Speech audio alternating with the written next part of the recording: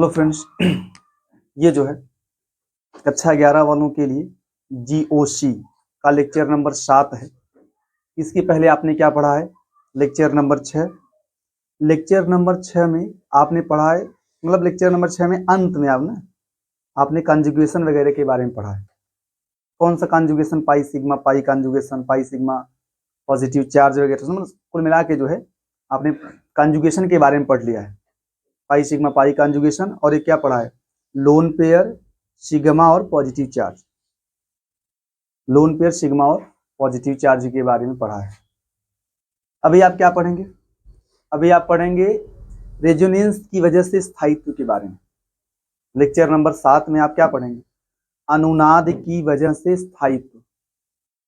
ठीक है, तो देखो ध्यान से, अनुनाद की वजह से स्थायित्व के विषय में क्या क्या पॉइंट्स हैं लिखाया गया है। पहला पॉइंट क्या कि स्पीसीज जिनमें सहसंयोजी बंधों की संख्या अधिक होती है अधिक स्थायी होते हैं। वे स्पीसीज, अणु भी कह सकते हैं आप चाहें तो अणु भी कह सकते हैं कि वे अणु, ये स्पीसीज कहो जिनमें सहसंयोजी बंधों की संख्या क्या होती है? अधिक स्थायी होते हैं। और दूसरा पॉइंट क्या है? उदासीन अणु। जब ये देखो ये वाला क्लियर हो जाए, अगर सहसंयोजी बंधों की संख्या समान हो जाए तो अगले पॉइंट पे आना है। तो देखना है कि अणु उदासीन है कि आवेशित है। सहसंयोजी बंधों की संख्या समान होने पर अगला पॉइंट आप क्या देखेंगे कि अणु उदासीन है कि आवेशित है। अगर उदासीन होगा तो वो आवेशित की तुलना में ज्यादा स्थायी होगा। उदासीन वाला आवेशित की तुलना में क्या होगा? ज्यादा स्थायी। थर्ड केस क्या है कि मान लो दोनों के दोनों आवेशित रहे या आवेशित रहे, सभी के सभी स्ट्रक्चर क्या रहे? आवेशित रहे। तो उस केस में क्या देखना है आपको? अगर सभी पे आवेश हो तो उस केस में क्या देखना है? कब ज्यादा स्थायी, कब कम स्थायी होगा? तो निगेटिव चार्ज अगर अधिक विद्युत ऋणी तत्व पर होगा तो ज्यादा स्थायी होगा। निगेटिव चार्ज अगर किस पर होगा? अधिक विद्युत ऋणी तत्व पर होगा या परमाणु पर होगा तो वह ज्यादा स्थायी रहेगा। और अगर वही हो जाए, पॉजिटिव हो जाए, अधिक विद्युत ऋणी परमाणु पर क्या हो जाए? पॉजिटिव हो जाए, तो वो कम होगा। ठीक इसी का उल्टा कर लेंगे, अगर कम विद्युत ऋणी परमाणु पर पॉजिटिव चार्ज होगा तो वो कम स्थायी होगा। ठीक है, कम विद्युत ऋणी परमाणु पर क्या? निगेटिव चार्ज कम स्थायी रहेगा। तो कुल मिलाकर आप यहाँ ये बोल सकते हैं कि अधिक विद्युत ऋणी तत्व पर ऋणावेश अधिक स्थायी होता है, जबकि आप बोल सकते हैं धनावेश कम स्थायी होता है। या इसी को आप ऐसा लिख सकते हैं, जबकि जो है कम विद्युत ऋणी परमाणु पर धनावेश अधिक स्थायी होता है। ऐसा भी लिख सकते हैं, बेहतर रहेगा, बेहतर पॉइंट्स रहेंगे। आप यहाँ क्या कह सकते हैं? ऐसा लिखो, चाहिए कह लो कि जबकि कम विद्युत ऋणी पर कौन? विद्युत ऋणी तत्व पर क्या भाई? ऋणावेश क्या होता है? अधिक स्थायी। अरे धनावेश यार, धनावेश अधिक स्थायी होता है। अधिक विद्युत ऋणी पर ऋणावेश स्थायी होगा और कम वाले पर कौन? धनावेश। ठीक है, अब देखो इससे संबंधित कुछ प्रश्न दिए गए हैं, ध्यान दो। इससे संबंधित कुछ प्रश्न दिए गए हैं, इनको सॉल्व किया जाए। मान लो ये और ये है, इन दोनों में पूछा जाए कौन ज्यादा स्थायी है। तो आप देखिए सहसंयोजी बंध कहाँ ज्यादा है? इसमें सहसंयोजी बंधों की संख्या 2 है। ये देखो जो बॉन्ड दिखाई दे रहे हैं आपको, यहाँ पे सहसंयोजी बंधों की संख्या 2 है, यहाँ पर सहसंयोजी बंधों की संख्या 3 है। पहले बॉन्ड के हिसाब से देखिए, जब बॉन्ड बराबर हो तो फिर अगला पॉइंट उदासीन है कि आवेशित है। अगर आवेशित है तो फिर अगला पॉइंट देखिए कि धनावेश कहाँ है, ऋणावेश कहाँ है। ऐसे स्टेप बाय स्टेप चलना है। तो यहाँ देखिए सहसंयोजी बंध ज्यादा है, यहाँ कम है, तो स्थायित्व तो क्या होगा? यहाँ पर बी वाला ज्यादा स्थायी होगा, हाँ, और ए वाला क्या होगा? कम स्थायी। बी वाला अधिक स्थायी, ए वाला कम स्थायी। अगला देखें आप, अगला क्या है? देखो जैसे ये जानते हैं स्ट्रक्चर कैसे मिलता है ना, आप देख लें कैसे मिला है। तो यहाँ पे पॉजिटिव चार्ज की तरफ लोन पेयर गति किया है। ये दोनों अनुनादी संरचना है परस्पर, जो समूह यहाँ है वही समूह यहाँ भी है। बस यहाँ पे क्या है, इलेक्ट्रॉन का movement, pi electron lone pair इन्हीं का मूवमेंट हुआ है, तो यहाँ पे पॉजिटिव चार्ज है, लोन पेयर गति किया है, ये वाला बॉन्ड मेरा है। आप इन दोनों को क्या बोल सकते हैं, अनुनादी संरचनाएं। ए और बी के बीच में इस प्रकार का एरो लगा सकते हैं। ये दोनों क्या है, अनुनादी संरचनाएं। इन दोनों में ये वाला ज्यादा स्थायी है क्योंकि इसके पास सहसंयोजी बंध ज्यादा है, और ये वाला क्या है, कम स्थायी। समझ पा रहा है?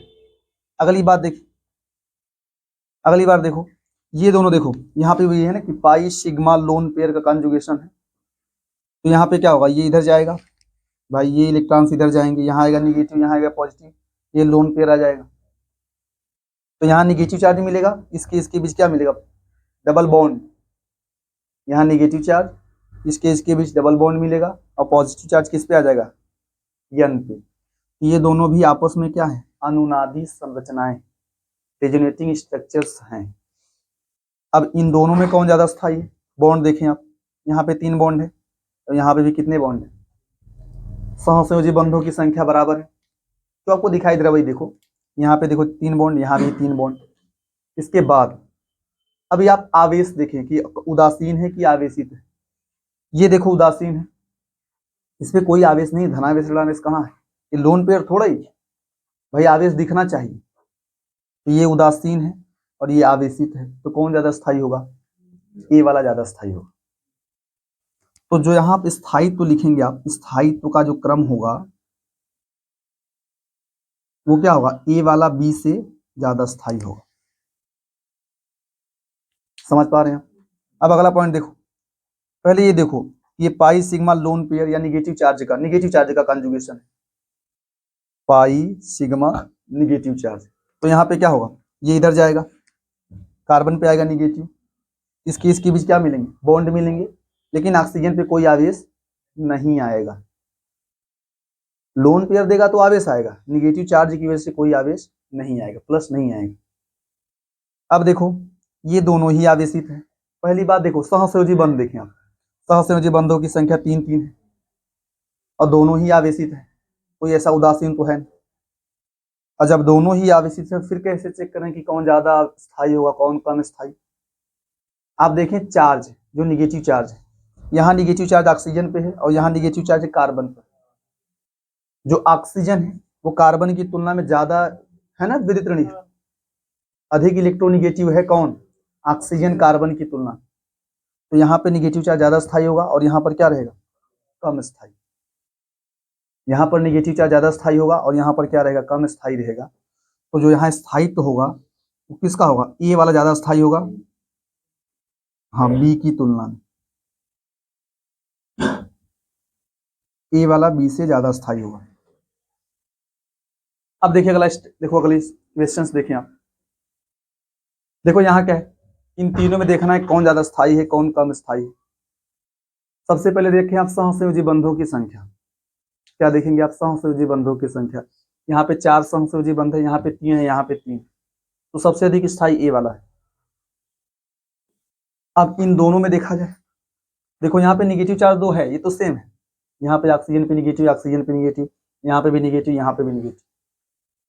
इन दोनों को देखो, यहाँ पे कार्बन पे पॉजिटिव है, ऑक्सीजन पे निगेटिव है, यहाँ पे कार्बन पे निगेटिव है, ऑक्सीजन पे पॉजिटिव है।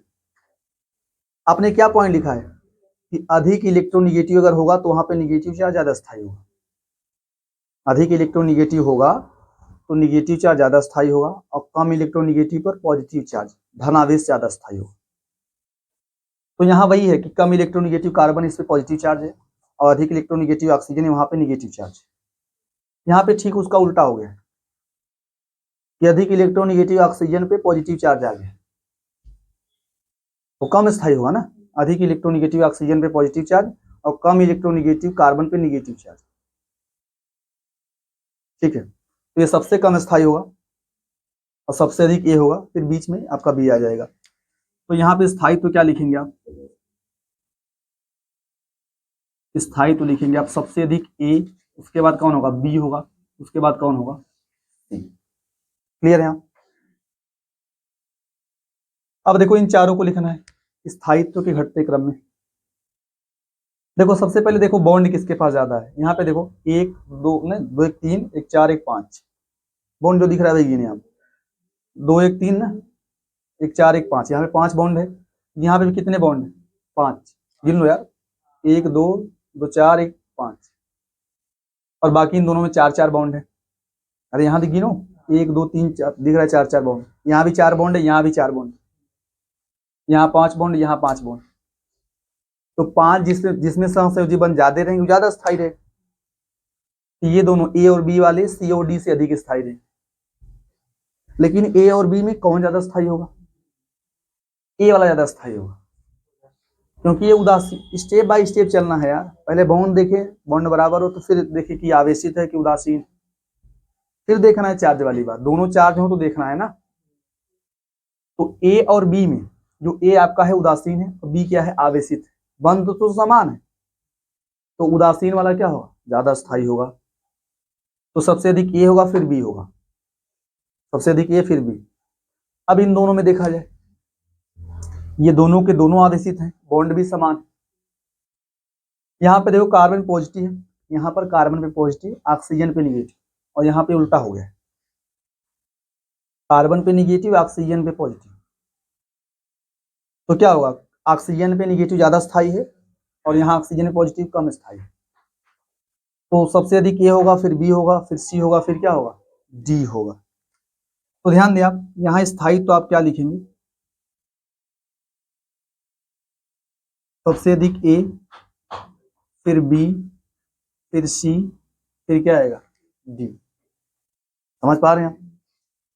अब देखिए इन तीनों में देखना है, इन तीनों में देखना है कौन ज्यादा स्थायी है। तो देखो सबसे पहले बॉन्ड देखे आप, 3 बॉन्ड है, यहाँ पे कितने 2 ही बॉन्ड है, यहाँ पे 3 बॉन्ड, तो 3 बॉन्ड वाला ज्यादा स्थायी होगा।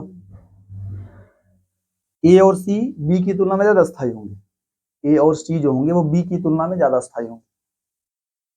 अब ए और सी में कौन ज्यादा स्थायी होगा, ये आवेशित है वो उदासीन है, ये सी आवेशित है और बी जो ए है वो उदासीन है। तो जो स्थायित्व होगा सबसे अधिक ए लिखेंगे आप, सबसे अधिक ए लिखेंगे, उसके बाद सी लिखेंगे, और सबसे कम बी है आपको, ठीक है। अब देखो ये वाली बात करें, इसमें ये देखो धनावेश है ना, देखो ये धनावेश, यहाँ पे ऐसा कुछ है नहीं ना, ये देखिए धनावेश है ये ना, इसमें देखें आप कार्बन पॉजिटिव चार्ज है, इसके पास ना ये आपका ऐसा बोल सकते हैं, ये जो कार्बन है इसके पास एक ये जो मेथिल है इलेक्ट्रॉन भेजने वाला, एक प्लस आई ग्रुप है, एक प्लस आई, क्योंकि देखिए सहसंयोजी बंधों की संख्या समान है, सहसंयोजी बंधों की संख्या समान है, ठीक है। आप यहाँ ये देखो, एक मेथिल ग्रुप है जो कि इलेक्ट्रॉन भेजने वाला है, और यहाँ पे एक एल्कीन ग्रुप है ना, एथिल ग्रुप, आप संभाल सकते,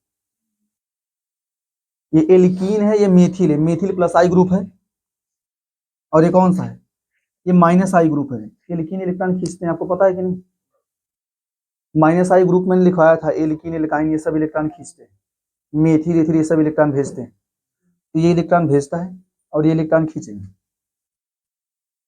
और यहाँ पे देखें, यहाँ पे क्या होगा, यही होगा कि ये इलेक्ट्रॉन खींचेंगे और ये भेजने का प्रयास करेंगे, लेकिन काफी डिस्टेंस पे होने की वजह से, ये मेथिल काफी डिस्टेंस पे है पॉजिटिव चार्ज के, तो ये मेथिल उस पॉजिटिव चार्ज को ज्यादा इलेक्ट्रॉन भेज नहीं पाएगा।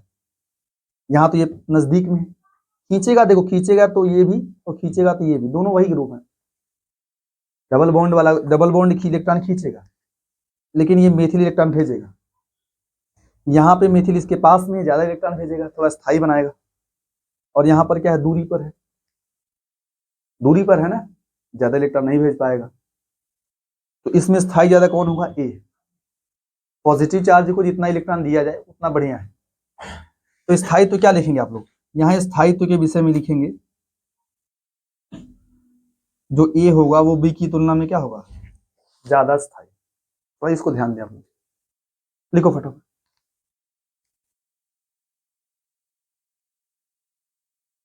अच्छा देखिए ध्यान से, एक नोट पॉइंट है ना, अगर दो समान आवेश हैं, जैसे मान लीजिए प्लस प्लस हो या माइनस माइनस हो, अगर वो नजदीक होता है, प्लस प्लस या माइनस माइनस अगर पास में होंगे तो रिपल्सन करेंगे ना, और कम स्थायी होंगे। समान आवेश अगर पास में होंगे तो वो क्या होंगे, कम स्थायी होंगे, दूरी पर होंगे तो अधिक स्थायी होंगे। प्लस प्लस या माइनस माइनस हो, वो जितनी अधिक दूरी पर रहेंगे उतना बढ़िया स्थायी रहेंगे। लेकिन अगर प्लस और माइनस की बात करें, विपरीत आवेश हो, तो जितने पास में होंगे वो उतने अधिक स्थायी होंगे। तो आप जानते रहिए कि समान आवेश एक दूसरे से जितने अधिक दूरी पर होंगे उतने अधिक स्थायी रहेंगे, और विपरीत आवेश एक दूसरे से जितने पास रहेंगे उतने अधिक क्या रहेंगे, स्थायी रहेंगे।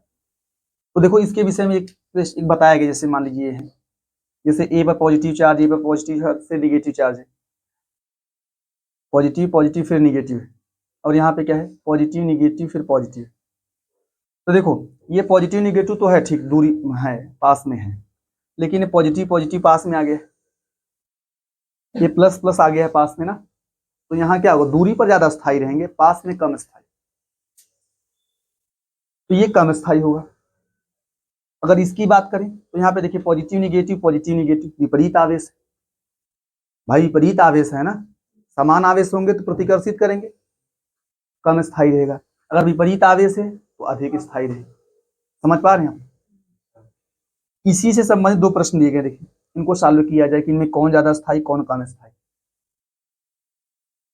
इनमें कौन ज्यादा स्थायी है। मान लो इसको सॉल्व करें, इसमें ये स्पीसीज है CH2 डबल बॉन्ड CH, ऐसे फिर CH पे निगेटिव, फिर CH पे पॉजिटिव, फिर NH2 है लोन पेयर के साथ में, CH पे निगेटिव CH पे पॉजिटिव फिर लोन पेयर। यहाँ बात करें क्या है, CH2 डबल बॉन्ड CH पे पॉजिटिव CH पे निगेटिव फिर लोन पेयर। बॉन्ड समान है, बॉन्ड देख लें आप, 2 1 3 1 4 1 5 बॉन्ड समान है, यहाँ भी 2 1 3 1 4 1, दोनों ही आवेशित हैं, ऐसा नहीं कोई उदासीन है एक आवेशित है, दोनों के दोनों उदासीन आवेशित हैं। अब देखो ध्यान से, यहाँ पे क्या है, पॉजिटिव निगेटिव है, लेकिन देखो यहाँ पॉजिटिव के पास लोन पेयर इलेक्ट्रॉन मान सकते तरीके से आप, ये इलेक्ट्रॉन ही है, पॉजिटिव के बगल में इलेक्ट्रॉन है, फिर यहाँ पॉजिटिव के बगल इलेक्ट्रॉन, निगेटिव चार्ज का मतलब इलेक्ट्रॉन। लेकिन अगर आप यहाँ देखेंगे ये ठीक है, ये पॉजिटिव निगेटिव ठीक है, ये पॉजिटिव ये निगेटिव ठीक है, लेकिन ये इलेक्ट्रॉन निगेटिव का मतलब ही इलेक्ट्रॉन है ना, निगेटिव चार्ज में भी इलेक्ट्रॉन होते हैं और लोन पेयर में भी क्या होते हैं, इलेक्ट्रॉन। तो यहाँ पे क्या होगा, प्रतिकर्षण, यहाँ पर क्या होगा, प्रतिकर्षण होगा, तो ये क्या रहेगा, ये कम स्थायी रहेगा, और ये वाला क्या रहेगा, पॉजिटिव के बगल बगल अगर इलेक्ट्रॉन है तो ज्यादा स्थायी रहेगा, अगर इलेक्ट्रॉन पास में आ जाए तो कम स्थायी। तो क्या होगा, इसमें स्थायित्व की बात करें तो क्या होगा, आपका ए वाला ज्यादा स्थायी होगा और बी वाला क्या होगा, क्योंकि पॉजिटिव निगेटिव है, इलेक्ट्रॉन है। अच्छा यहाँ बात करें अगर, देखो ध्यान से, क्या है, पॉजिटिव निगेटिव है, पॉजिटिव निगेटिव, आप जानते हैं, देखो आप ना इस बॉन्ड को चाहे तो प्लस माइनस करके लिख सकते हैं ना, कि यहाँ पे पॉजिटिव, यहाँ पे क्या आ जाएगा भाई, एन पे आ जाएगा पॉजिटिव, ओ पे आएगा निगेटिव, सिंगल बॉन्ड जब करेंगे आप, और यहाँ भी क्या आएगा, एन पे पॉजिटिव, ओ पे क्या रहेगा। ऐसा भी करके देख सकते हो कि पॉजिटिव पॉजिटिव क्या है, पास में है, पॉजिटिव पॉजिटिव पास में है, और यहाँ निगेटिव पॉजिटिव पास में है, तो निगेटिव पॉजिटिव में रिपल्सन वो ठीक है, स्थायी रहेगा वो, निगेटिव पॉजिटिव में क्या रहेगा, हाँ ठीक रहेगा वो। या आप ऐसा भी मान सकते हैं, देखो या तो इस तरीके से मान के सॉल्व करें आप, या तो ये मानो कि NO2 क्या है, इलेक्ट्रॉन खींचने वाला ग्रुप है, भाई NO2 के बारे में जानते हैं, NO2 क्या करता है, इलेक्ट्रॉन खींचता है, ये भी इलेक्ट्रॉन खींचने वाला ग्रुप, तो देखो इलेक्ट्रॉन खींचेगा, ये भी इलेक्ट्रॉन खींचेगा, देखो प्लस से इलेक्ट्रॉन खींचेगा, बहुत अधिक अस्थायी है, प्लस को इलेक्ट्रॉन दिया जाए तो स्थायी होगा ना, इलेक्ट्रॉन खींचेंगे तो भाई माइनस, अगर आई ग्रुप होंगे तो स्थायित्व तो घटेगा। प्लस से इलेक्ट्रॉन खींच रहा है, ये माइनस से खींच रहा है, तो माइनस से इलेक्ट्रॉन खींचेंगे तो ठीक है, निगेटिव से इलेक्ट्रॉन, माइनस से इलेक्ट्रॉन खींचेंगे ठीक है, लेकिन प्लस से इलेक्ट्रॉन खींचेंगे तो बहुत अस्थायी होगा, बहुत क्या रहेगा, अस्थायी। तो जो यहाँ स्थायित्व का क्रम होगा, क्या करेंगे अपने, बी वाला ज्यादा स्थायी रहेगा और ए वाला क्या रहेगा, निगेटिव से इलेक्ट्रॉन खींचेगा ठीक है, लेकिन पॉजिटिव से गड़बड़ बात है। समझ पा रहे हैं? अच्छा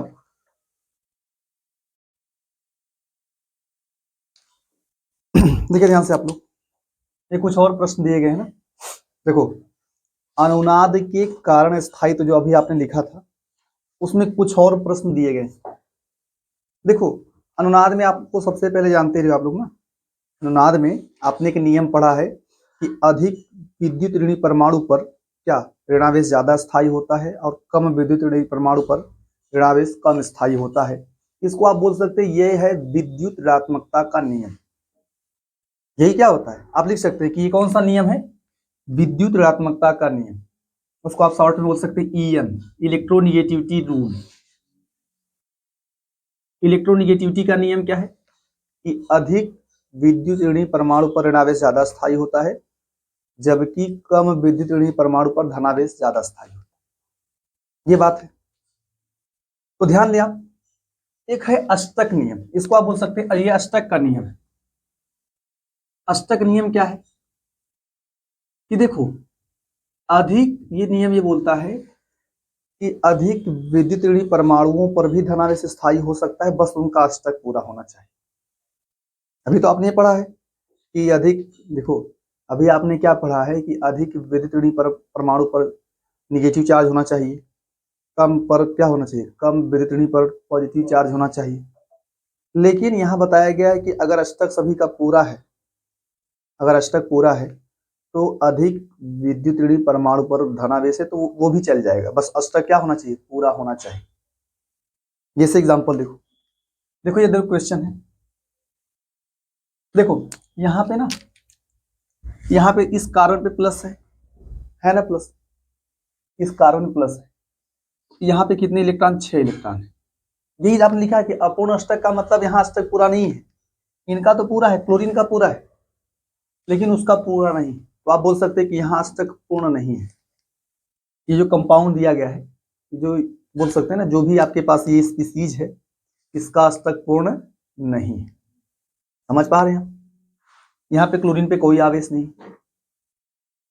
लेकिन यहाँ देखें आप, देखो अगर यही है ना कि भाई यहाँ पॉजिटिव चार्ज है तो पॉजिटिव चार्ज सिग्मा पाई है, ये उधर भागेगा, ये इलेक्ट्रॉन उधर जाएंगे, फिर पाई बॉन्ड इनके बीच बन जाएगा जो कि यहाँ बना हुआ है, और जैसे यहाँ प्लस आएगा तुरंत ये लोन पेयर अटैक मार देगा, डबल बॉन्ड यहाँ बन जाएगा। जैसे ही यहाँ पे पॉजिटिव चार्ज आएगा लोन पेयर कर देगा ना, बॉन्ड बना लेगा, तो जब लोन पेयर ये जाएगा तो यहाँ पे कौन सा चार्ज आएगा, पॉजिटिव चार्ज। तो इसके हिसाब से ये वाला कम स्थायी होना चाहिए आपके हिसाब से, और ये वाला क्या होना चाहिए, अधिक स्थायी। क्यों? क्योंकि यहाँ पे इलेक्ट्रोनिगेटिविटी का नियम लगाएंगे आप, इलेक्ट्रोनिगेटिविटी का नियम। लेकिन ध्यान दो, पहले आपको अष्टक नियम लगाना है फिर इलेक्ट्रोनिगेटिविटी का नियम लगाना है। पहले आपको क्या लगाना है, अष्टक नियम। अगर सबका अष्टक पूर्ण हो उसके बाद देखिए क्या इलेक्ट्रोनिगेटिविटी का नियम।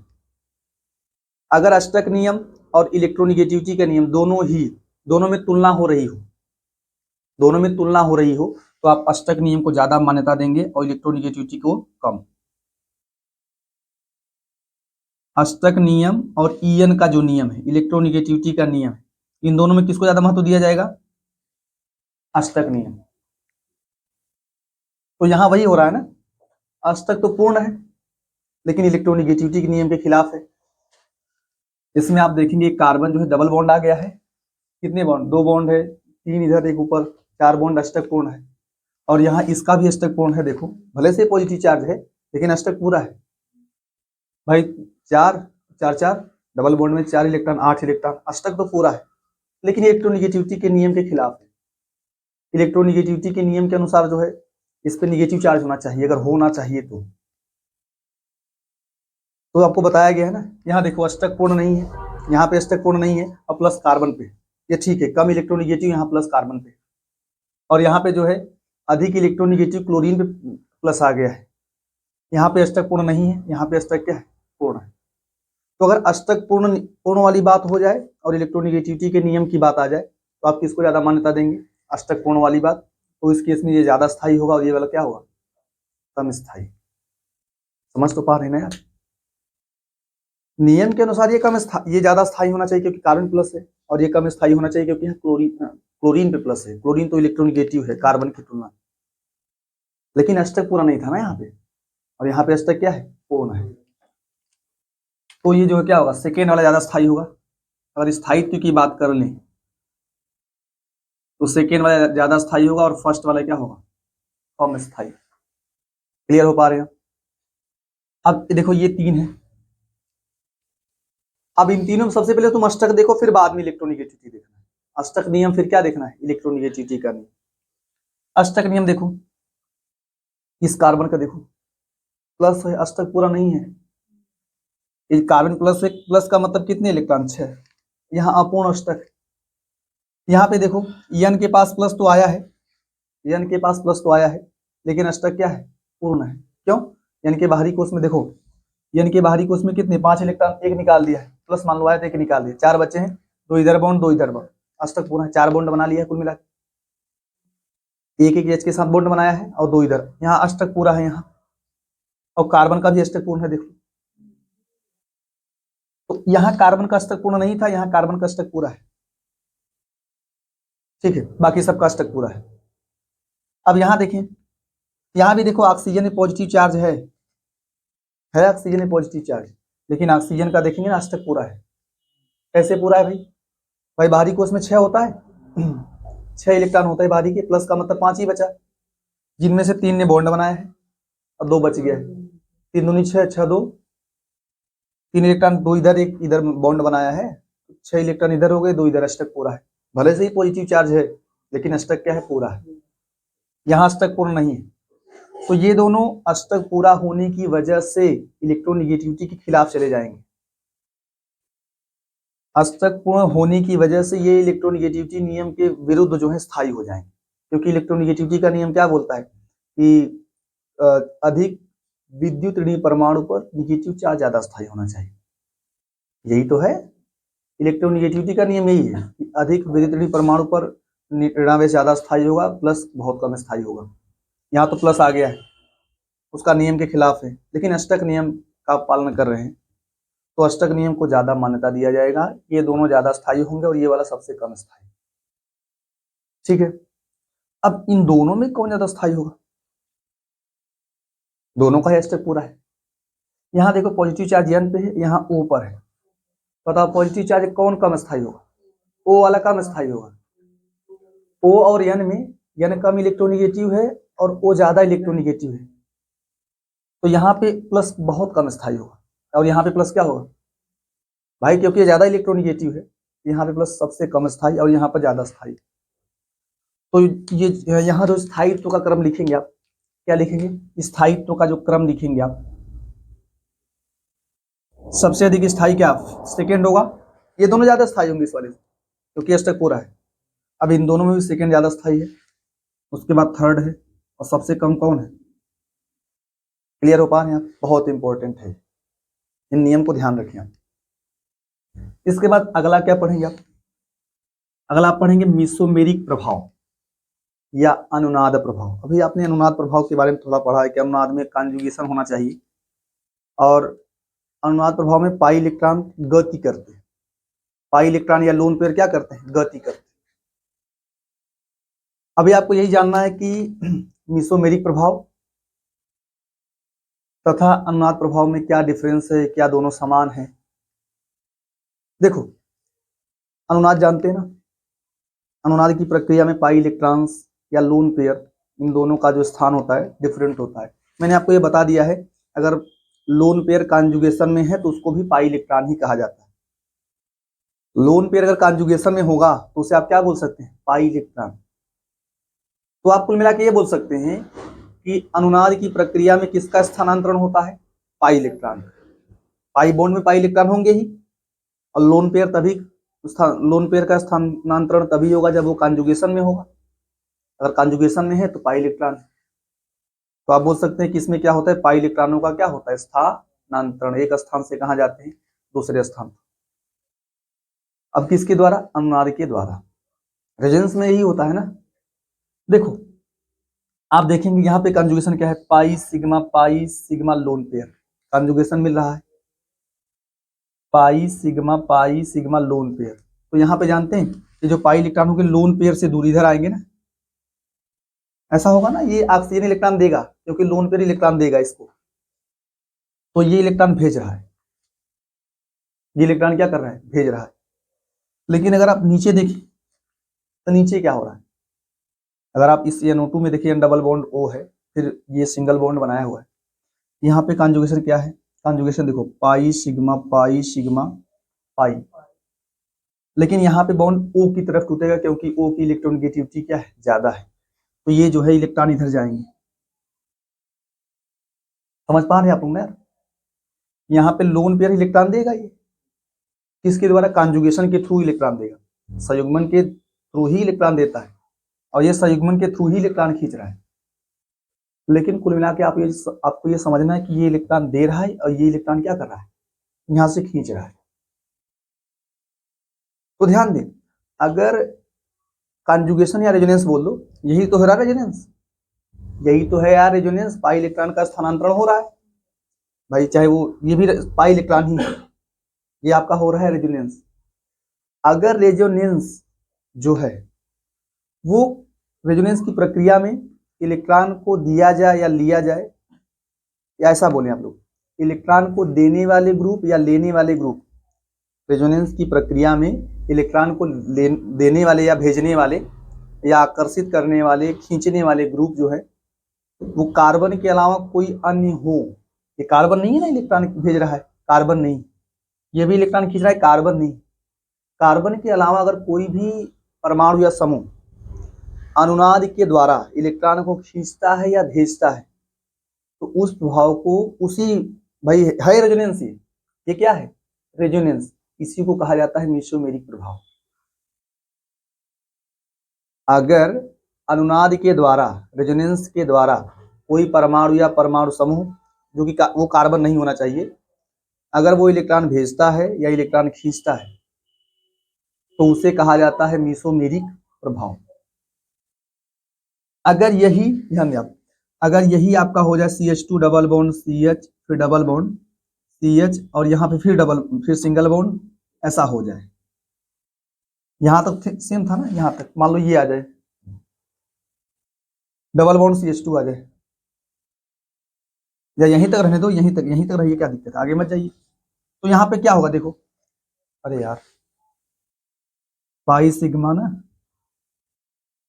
तो ये हो जाए, तो यहाँ पे क्या है ना, जैसे ये जो सिस्टम, मान लो ये सिस्टम है,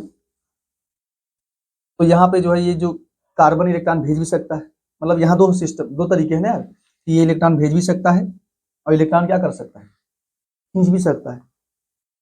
अगर अधिक इलेक्ट्रोनेगेटिव होता तो इलेक्ट्रॉन खींचता, ये O होता तो खींचता है। समझ पा रहे हैं, अगर ये अधिक विद्युत ऋणी होता तो पाई इलेक्ट्रॉन से इसकी तरफ आते, लेकिन यहाँ पे दो कंडीशन, ये इलेक्ट्रॉन भेज भी सकता है, इलेक्ट्रॉन को खींच भी सकता है, लेकिन एक कार्बन है, ये NO2 नहीं है, N नहीं है, O नहीं है, ये सब नहीं है, ये कौन है, कार्बन। अगर कार्बन को इलेक्ट्रॉन भेजता है या उससे इलेक्ट्रॉन खींचता है, इस प्रभाव को केवल व केवल अनुनाद कहा जाएगा। ये रेजोनेंस हो रहा है, यहाँ भी रेजोनेंस है, यहाँ भी रेजोनेंस है, यहाँ भी रेजोनेंस, लेकिन यहाँ पर इलेक्ट्रॉन भेजने वाला ग्रुप या इलेक्ट्रॉन खींचने वाला ग्रुप दोनों कौन है, कार्बन है।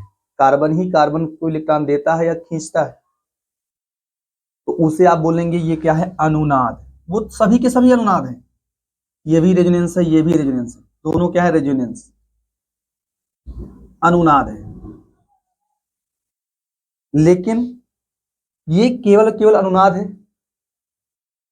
क्योंकि यहाँ पे कार्बन ही इलेक्ट्रॉन भेज रहा है, कार्बन ही इलेक्ट्रॉन खींच रहा है।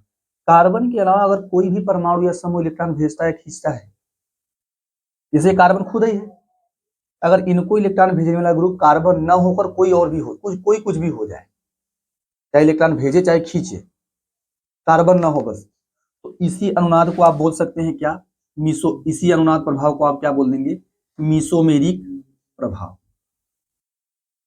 समझ पा रहे हैं आप लोग? आप ये भी कह सकते हैं, ध्यान दो, ये मेसोमेरिक प्रभाव है, इसको आप कह सकते हैं अनुनाद है कि नहीं, मेसोमेरिक प्रभाव को आप क्या बोल सकते हैं, अनुनाद। लेकिन ये अनुनाद है, इसको आप मेसोमेरिक नहीं कह सकते।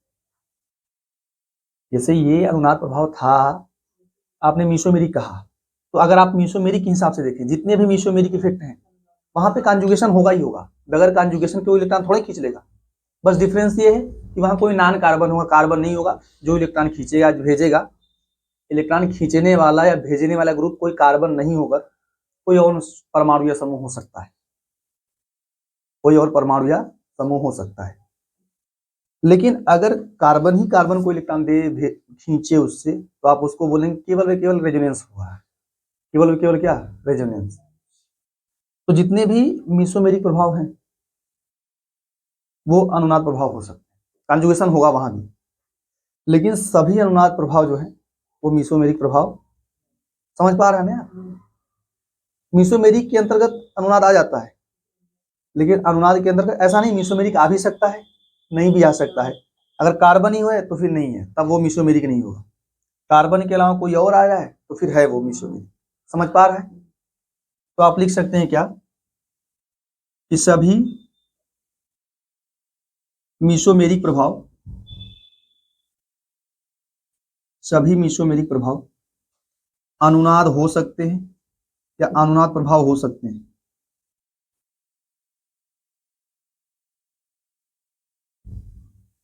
किंतु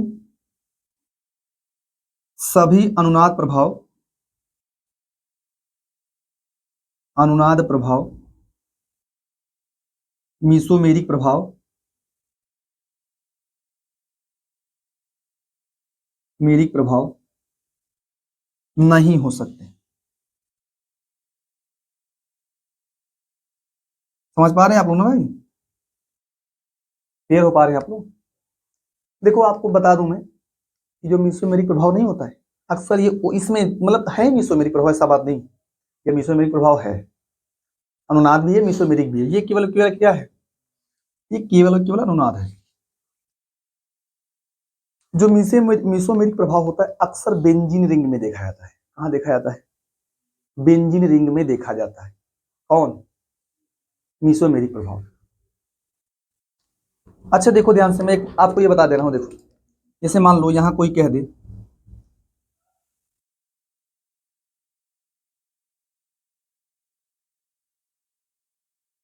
थोड़ा ध्यान दे इस बात को, यहां देखो ऐसे में चर्चा कर ले रहा हूं। जैसे मान लो ये आपने इसका आपको मैं पढ़ाया हूं कॉन्जुगेशन के बारे में।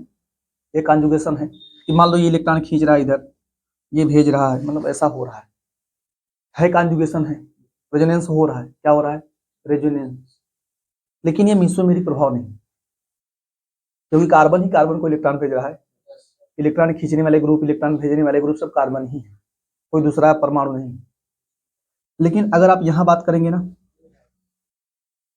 है हो रहा है रेजोनेंस, हो रहा है रेजोनेंस भाई, ये कॉन्जुगेशन मिल रहा है, हो रहा है, लेकिन कौन खींच रहा है? कोई दूसरा परमाणु। तो आप यहाँ क्या बोल देंगे? ये है मीसोमेरिक प्रभाव। क्या है? समझ पा रहा है? और आपको मैं सामान्य केस में बता दे रहा हूँ, जो मीसोमेरिक प्रभाव है अक्सर बेंजीन रिंग में देखा जाता है। कहाँ देखा जाता है? जब भी मीसोमेरिक प्रभाव पढ़ेंगे आप, कहाँ पर? अक्सर केस में बेंजीन रिंग में ही देखा जाता है। और बेंजीन रिंग के हिसाब से मीसोमेरिक प्रभाव को दो कैटेगरी में बांटा गया है भाई। दो कैटेगरी मीसोमेरिक प्रभाव को दो कैटेगरी पढ़ेंगे आप, एक प्लस एम प्रभाव, एक माइनस एम प्रभाव। प्लस एम प्रभाव क्या है? अगर इलेक्ट्रॉन मतलब कि कोई परमाणु या समूह इलेक्ट्रॉन भेजता है, कोई परमाणु या समूह जो है वो इलेक्ट्रॉन भेजेगा, तो आप उसे क्या बोलेंगे? प्लस एम समूह है। कोई परमाणु या समूह अगर इलेक्ट्रॉन भेजता है तो उसे आप बोलेंगे प्लस एम समूह, इस प्रभाव को प्लस एम प्रभाव कहेंगे।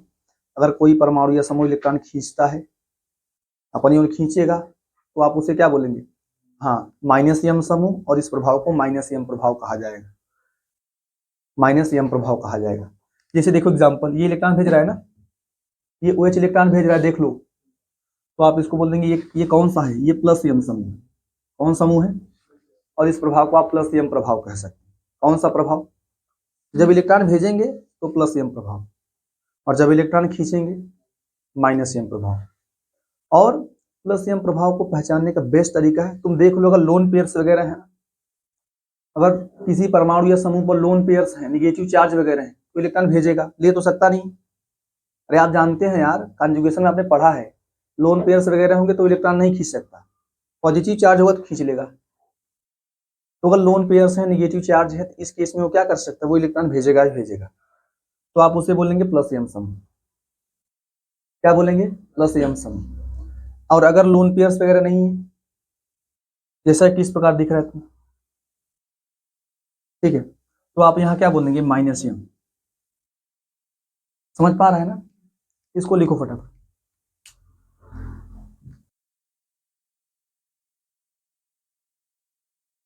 अच्छा देखिए ध्यान से, ये क्या लिखा गया है, मैंने बताया आपको ना कि मीसोमेरिक प्रभाव कहाँ दिखाई देता है, सामान्य केस में बेंजीन रिंग्स में दिखाई देता है। मीसोमेरिक प्रभाव कहाँ दिखाई देता है, बेंजीन रिंग में दिखाई देता है। अब देखो, अब बात करें मीसोमेरिक प्रभाव कितने प्रकार का होता है। जो मीसोमेरिक प्रभाव होता है आप उसको दो प्रकार से पढ़ेंगे, एक प्लस एम प्रभाव, एक क्या पढ़ेंगे, माइनस एम प्रभाव। प्लस एम प्रभाव क्या होगा, इस प्रभाव में जो है इलेक्ट्रॉन को बेंजीन रिंग की तरफ भेजा जाएगा। प्लस एम प्रभाव में इलेक्ट्रॉन को कहाँ भेजा जाएगा, बेंजीन रिंग की ओर। और जो समूह ऐसा करेंगे, जो इलेक्ट्रॉन को बेंजीन रिंग की ओर भेजेंगे, ऐसे समूहों को आप क्या बोलेंगे, प्लस एम समूह। उनके पहचान का तरीका क्या है, प्लस एम समूहों के पहचान का तरीका क्या है, उनके पास क्या होना चाहिए, लोन पेयर होना चाहिए या निगेटिव चार्ज। बेंजीन से डायरेक्टली जुड़ा हुआ कोई परमाणु हो, उसके पास अगर लोन पेयर्स हो, निगेटिव चार्ज वगैरह हो, वो हमेशा इलेक्ट्रॉन बेंजीन को देगा भाई, वो इलेक्ट्रॉन को बेंजीन को देगा। तो किसका काम करेगा, कैसा काम करेगा, प्लस एम समूह का काम करेगा। और अगर ध्यान दें आप लोग, थोड़ा रख लें, अगर बेंजीन से जुड़ा हुआ कोई परमाणु हो, कोई परमाणु अपने से अधिक विद्युत ऋणात्मक परमाणु से पाई बंध के द्वारा जुड़ा हो, जैसे मान ले बेंजीन से जुड़ा हुआ कोई परमाणु हो, जैसे सी मान लें आप, वो अपने से अधिक विद्युत ऋणात्मक परमाणु से पाई बॉन्ड, पाई मतलब वही डबल ट्रिपल ये सब, पाई बॉन्ड के द्वारा जुड़ा हो, मान लो ऐसा कुछ आ जाए, ये जो है सी डबल बॉन्ड वो है ना, ये जो है बेंजीन से जुड़ा हुआ परमाणु सी है, और ये अपने से अधिक विद्युत ऋणात्मक परमाणु से किसके द्वारा जुड़ा हुआ है, पाई बॉन्ड के द्वारा जुड़ा हुआ है। आप जानते भी हैं अगर कॉन्जुगेशन लगाएंगे तो इलेक्ट्रॉन उधर ही भागेगा ना, तो ये कुल मिला के बेंजीन से इलेक्ट्रॉन को खींच रहा है। कुल मिला के आप ये समझेंगे कि ये क्या कर रहा है, बेंजीन से इलेक्ट्रॉन को खींच रहा है। तो जो बेंजीन से इलेक्ट्रॉन खींचेगा वो माइनस एम समूह, और जो बेंजीन को इलेक्ट्रॉन देगा वो प्लस एम समूह। जो बेंजीन को इलेक्ट्रॉन देगा वो क्या होगा, प्लस एम समूह। मान लो ऐसा रहे बेंजीन के साथ में ऐसा जुड़ा हो ना, ऐसा सी हो, ट्रिपल बॉन्ड एन हो, यहाँ भी पाई बॉन्ड है, यहाँ भी क्या होगा, पाई सिग्मा पाई, ट्रिपल बॉन्ड से क्या मतलब है, पाई है ना, यहाँ पे वही होगा कि ये इलेक्ट्रॉन खींचेंगे तो फिर अंदर से इलेक्ट्रॉन खींचेगा, यहाँ पे पॉजिटिव चार्ज आएगा, तो पॉजिटिव चार्ज का मतलब इलेक्ट्रॉन में, मतलब बेंजीन से इलेक्ट्रॉन खींच रहा है, और निगेटिव चार्ज अगर बेंजीन में होगा तो मतलब बेंजीन को इलेक्ट्रॉन दिया जा रहा है।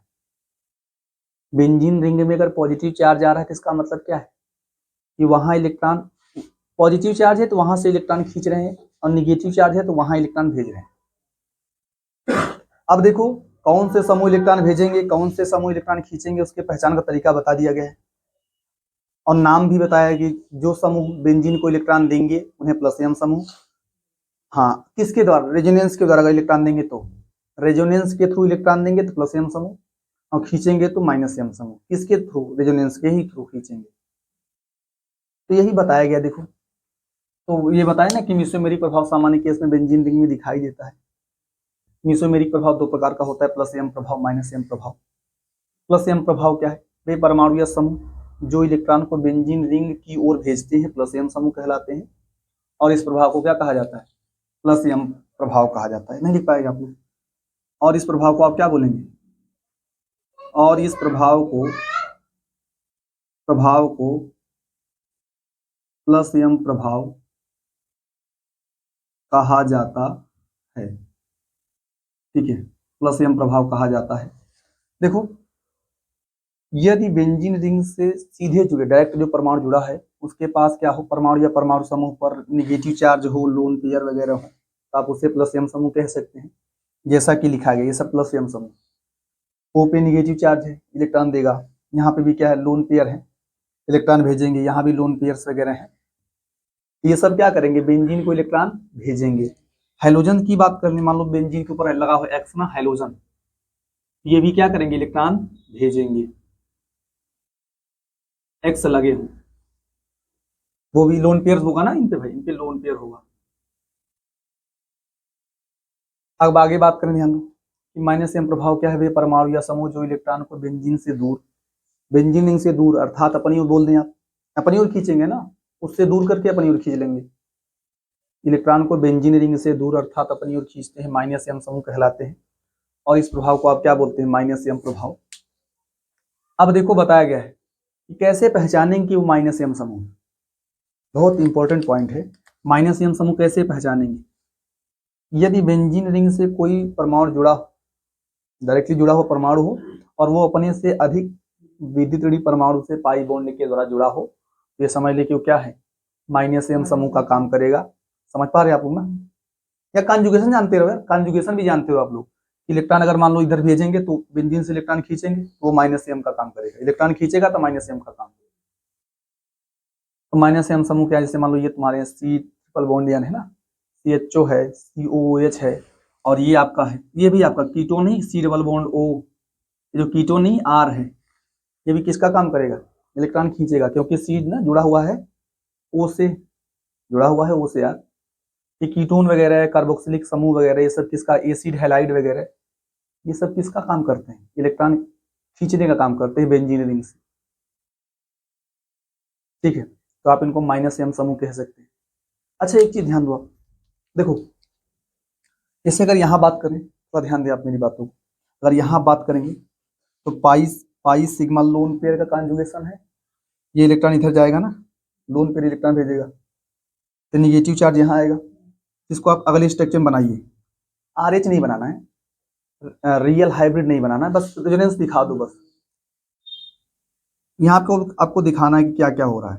तो यहाँ पे क्या डबल बॉन्ड बन जाएगा, O पे आ जाएगा प्लस, O पे क्या आएगा, इलेक्ट्रॉन दे रहा है खुद का वो लोन पेयर, तो यहाँ पे निगेटिव चार्ज, ये आपके पाई बॉन्ड रहेंगे, फिर क्या होगा, वही निगेटिव चार्ज है ना, pi sigma negative charge conjugation है, तो इलेक्ट्रॉन इधर आएगा, क्या मिलेंगे आपको, ये सब बताया जा चुका है ना, निगेटिव चार्ज आएगा, ये पाई बॉन्ड इधर बन जाएंगे, हाँ ऐसा मिलेगा। फिर आगे आगे क्या होगा, फिर ऐसा कुछ होगा, फिर आपको ये मिलेगा, क्या मिलेंगे भाई, यहाँ निगेटिव चार्ज होगा, डबल बॉन्ड O पे प्लस H ऐसा बनेगा, और पाई बॉन्ड किधर बनेगा, इसके इसके बीच में। फिर आगे क्या होगा, यही ये इलेक्ट्रॉन भाग जाएंगे इधर ना भाई, वो पाई है ना उधर भागेगा, तो आप क्या देख पा रहे हैं, ये आपको मिलेगा ना, ये स्ट्रक्चर मिलेंगे आपको। भाई देखो ये आपका निगेटिव चार्ज है, सिग्मा है, पाई है, तो निगेटिव चार्ज जो है इलेक्ट्रॉन इधर भागेगा ना पॉजिटिव चार्ज की तरफ, पॉजिटिव की तरफ भगाया आप, तो क्या मिलेगा आपको, OH मिल जाएगा।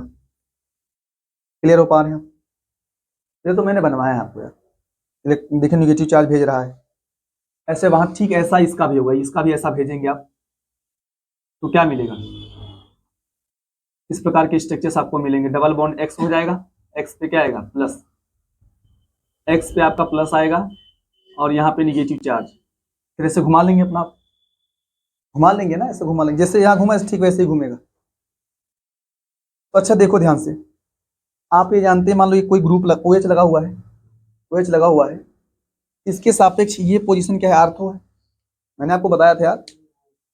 जैसे मान लो मैं ऐसे ही बात कर लूँ ना, मान लो बेंजीन पे क्या लगा हुआ है, OH लगे हुए हैं, यही चलो इसी की बात करें, इसके सापेक्ष ये पोजीशन आर्थो है, और ये क्या है, मीटा है, और ये क्या है, पैरा। ये आर्थो है, ये मीटा है, ये पैरा। समझ पा रहे हैं आप? आर्थो के सामने वाला भी आर्थो होता है, मीटा के सामने वाला भी क्या होता है, ये बताया गया है। कोई ग्रुप लगा हो तो उसके सापेक्ष में दो आर्थो मिलते हैं, दो मेटा मिलते हैं, और एक क्या मिलता है, पैरा। दो आर्थो, दो मेटा और एक पैरा, ग्रुप लगा होगा तो। अच्छा आप देखिए कि ये पोजीशन, ये दोनों आर्थो हैं, ये दोनों मतलब ये दोनों मेटा है और एक पैरा है। अच्छा आप देखो निगेटिव चार्ज कहाँ आया है, एक आर्थो पे, फिर पैरा पे, फिर कहाँ है, आर्थो, आर्थो ही है वो भी, मेटा पे नहीं है। समझ पा रहे हैं आप? तो आप बोलेंगे ना कि यहाँ इलेक्ट्रॉन का घनत्व बढ़ रहा है, इलेक्ट्रॉन आ रहे तो इलेक्ट्रॉन के घनत्व में वृद्धि हो रही है। इलेक्ट्रॉन का घनत्व कहाँ कहाँ बढ़ रहा है, आर्थो पर और पैरा पर। समझ पा रहा है, आर्थो पर और पैरा पर। आप बोल सकते हैं कि प्लस एम प्रभाव में, बहुत नोट पॉइंट है कि प्लस एम प्रभाव में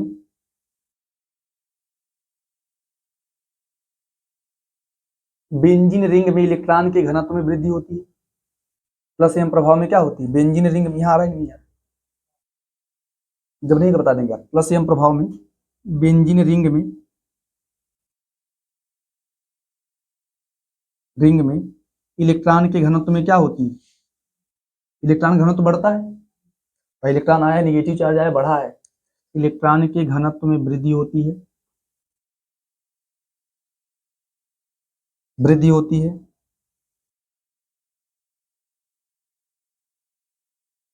विशिष्ट रूप से कहा भाई, आर्थो एवं पैरा। इलेक्ट्रॉन बढ़ा तो है, मेटा पे नहीं बढ़ता है इलेक्ट्रॉन। इलेक्ट्रॉन का घनत्व तो कहाँ बढ़ता है, हाँ, विशिष्ट रूप से आर्थो एवं पैरा। विशिष्ट रूप से आर्थो एवं पैरा स्थिति पर तथा पैरा पी है ना स्थिति पर, आर्थो एवं पैरा पोजीशन पे ही इलेक्ट्रॉन बढ़ता है। इलेक्ट्रॉन चाहे देखो, ध्यान दो, मेसोमेरिक प्रभाव में चाहे इलेक्ट्रॉन दिया जाए चाहे इलेक्ट्रॉन खींचा जाए, देंगे तो निगेटिव चार्ज आएगा। कहाँ कहाँ, आर्थो और पैरा, ये जानते रहिए आप लोग, आर्थो एवं पैरा। अगर इलेक्ट्रॉन खींचेंगे तो भी आर्थो एवं पैरा पे पॉजिटिव चार्ज आएगा, बना के दिखा दिया जाए। इलेक्ट्रॉन खींचेंगे तो पॉजिटिव चार्ज आएगा बेंजीन रिंग में, कहाँ कहाँ आएगा, आर्थो पर और पैरा। बना के दिखा रहे हैं। जैसे मान लो किसी में से किस स्ट्रक्चर बनाया जाए, मान लो चलो इसको, क्या इसी की बात कर लें, चलो अच्छा ये CN बना दें। इसमें क्या बनाएंगे आप, C ट्रिपल बॉन्ड N है, ये कीटोन यहाँ लिख देना मैं थोड़ा सा, ये कीटोन आपका C डबल बॉन्ड OR है। तो यहाँ पे देखो क्या मिलेगा, वो इलेक्ट्रॉन जाएंगे उधर, क्या मिलेगा आपको, इसको ना, क्या मिलेगा आपको, C डबल बॉन्ड N मिलेगा, और इसके बीच क्या मिलेगा, बॉन्ड। भाई यहाँ पॉजिटिव चार्ज आएगा, निगेटिव, यहाँ इलेक्ट्रॉन जाएंगे, इसके बीच बॉन्ड बन जाएंगे, एक नया बॉन्ड बनेगा यहाँ, और यहाँ पे पॉजिटिव चार्ज है कि नहीं, पॉजिटिव चार्ज। अब ये पाई इलेक्ट्रॉन इधर जाएंगे पॉजिटिव की तरफ, क्या मिलेगा, पॉजिटिव चार्ज यहाँ आएगा, पाई बॉन्ड यहाँ, पाई बॉन्ड यहाँ, फिर डबल बॉन्ड, फिर C यहाँ पे निगेटिव चार्ज N पे आएगा। अब देखिए आगे क्या होगा, फिर ये इधर आएगा, क्या मिलेंगे आपको, हाँ, यहाँ आपको देखो इसके बीच डबल बॉन्ड मिलेगा, यहाँ पॉजिटिव चार्ज मिलेगा, यहाँ double bond C double bond N पे क्या आएगा, माइनस, फिर ये पाई बॉन्ड रहेगा। भाई यहाँ से जब आएगा तो यहाँ पॉजिटिव बॉन्ड बन जाएंगे इसके बीच, फिर क्या होगा देखो, पॉजिटिव सिग्मा पाई है, फिर इधर आएगा, यहाँ प्लस आएगा, प्लस माइनस बॉन्ड बनाएगा, और यहाँ माइनस प्लस क्या बनाएगा, जब ये इलेक्ट्रॉन्स ब्रेक होंगे वहां पॉजिटिव यहाँ निगेटिव, ये निगेटिव पॉजिटिव बॉन्ड बनाएंगे, और वो पॉजिटिव निगेटिव क्या बनाएगा, बॉन्ड। अच्छा आप देख क्या पा रहे हैं कि यहाँ पे देखो स्ट्रक्चर को देखिए, निगेटिव चार्ज कहाँ आया है, पॉजिटिव चार्ज इसमें कहाँ आया है, इसमें आर्थो पर, पैरा पर, फिर कहाँ आया है, आर्थो पर, आर्थो पर। तो थोड़ा जानते रहिए, प्लस एम प्रभाव में बेंजीन रिंग में इलेक्ट्रॉन के घनत्व की वृद्धि होती है, इलेक्ट्रॉन के घनत्व में वृद्धि होती है, कहाँ कहाँ, आर्थो एवं पैरा पर। और अगर बात कर लें माइनस एम प्रभाव की, मैं यहाँ लिख रहा हूँ नोट इसके बारे में, यहाँ नीचे लिखेंगे आप, क्या लिखेंगे, माइनस एम प्रभाव में, माइनस एम प्रभाव में बेंजीन रिंग में, माइनस एम प्रभाव में बेंजीन रिंग में इलेक्ट्रॉन की घनत्व में क्या आती है, कमी, इलेक्ट्रॉन की घनत्व में कमी आती है, कहाँ कहाँ भाई, विशिष्ट रूप से कहाँ, आर्थो एवं पैरा। इलेक्ट्रॉन का घनत्व चाहे बढ़े, इलेक्ट्रॉन का घनत्व चाहे बढ़े चाहे घटे, कहाँ बढ़ेगा घटेगा, आर्थो एवं पैरा। तो विशिष्ट रूप से कहाँ, आर्थो एवं पैरा,